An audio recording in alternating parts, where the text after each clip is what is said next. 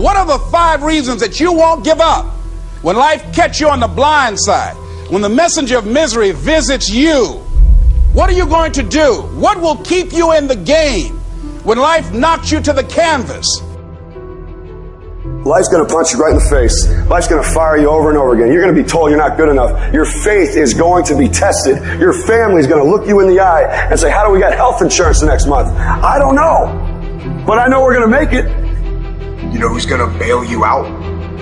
You know who's going to come and rescue you? You know who's going to come and save the day? No one. No one's going to come and do it for you. You're going to have to do it all yourself.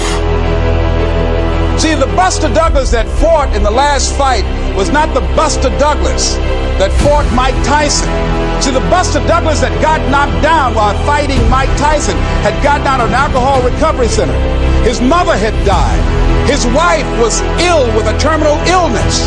He was considered a nothing, a bum. So when he got knocked down, Buster Douglas had a reason to get back up, because he said, I'm dedicating this fight to the memory of my mama. Life is hard, man. That's what it's about. Life is a challenge. If you don't work as hard as you can, if you don't sacrifice everything, if you don't get rejected and keep coming back for more, if you don't get your loyalty tested and your faith tested, you don't love that thing if you bail out. So if you fought through all that, that's love. So you've got to have some reasons that when life knocks you down, and it's going to. Hello, it's going to knock you down. When people disappoint you, and that's going to happen. When they betray you, and that's going to happen. When they lie to you, and that's going to happen. When they say, oh, you can count on me, and they won't show up, and that's going to happen. When you want to throw in the towel and give up yourself, and that's going to happen. When life collapses on you and catch you on the blind side, what reason can you remember that you can call on, that you can reach on, that can make you get back up? Find that reason. When life had knocked me down, I said, life, I'm doing this because I want to make my mama proud of me. I'm doing this because I want my children to have a better life than what I had. I'm doing this because all my life I've been told I'd be a loser, that I wouldn't make it.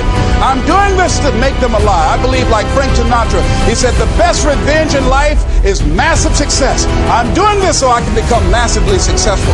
And with that kind of courage, with that kind of affirmation and reason to empower me, I got a saying that when life knocks you down, try and land on your back, because if you can look up, you can get up.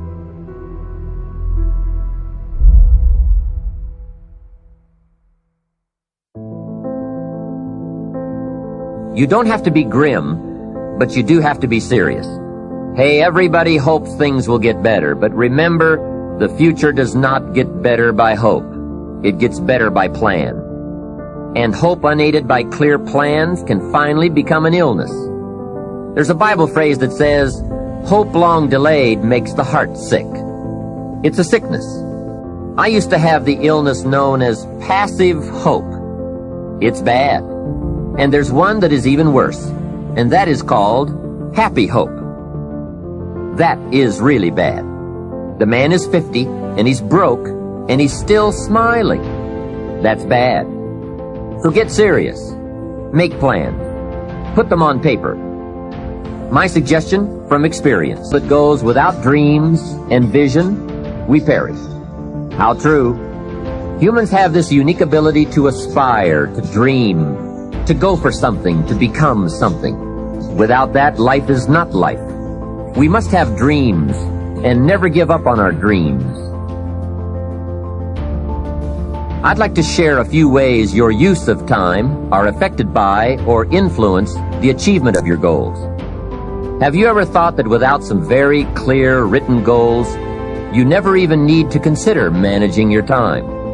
Time essentials come from objectives well defined. Time can't be critical if objectives aren't defined. Now you might be one of those uniquely fortunate individuals who can keep all their objectives and purposes clearly defined in their minds and operate from that. But I wouldn't take the chance. Write your goals down and set careful priorities. Sometimes priorities are determined by the season. For a farmer in springtime, the season dictates his most important activities. During the spring, a farmer must work around the clock, burn the midnight oil, and keep the equipment running because he has only this small window of time for the planting of his crops. One of the difficulties of living in an industrialized society is the losing of the sense of seasons, when to pour it on, when to ease back, when to take advantage. It's easy to keep going from 9 to 5, year in and year out, and lose a natural sense of priorities and appropriate time. Don't let one year just blend into the next. Keep an eye on your own seasons, lest you lose track of values and substance. Part of setting priorities is learning to separate major activities from minor activities. This is a whole skill in itself, but once you have learned it, it will pay dividends you won't believe. So learn to put everything on your mental scales to be carefully weighed before you spend time or money. Of your sanity is socially distributed. And what I mean by that is, well, let's say that you know how to behave. You're well socialized. You can play with others.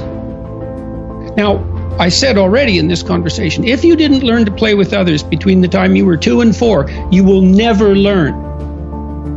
And psychologists have beat their heads against the wall trying to rehabilitate antisocial children. They can't do it after the age of 4. Is that because areas of the brain just don't develop?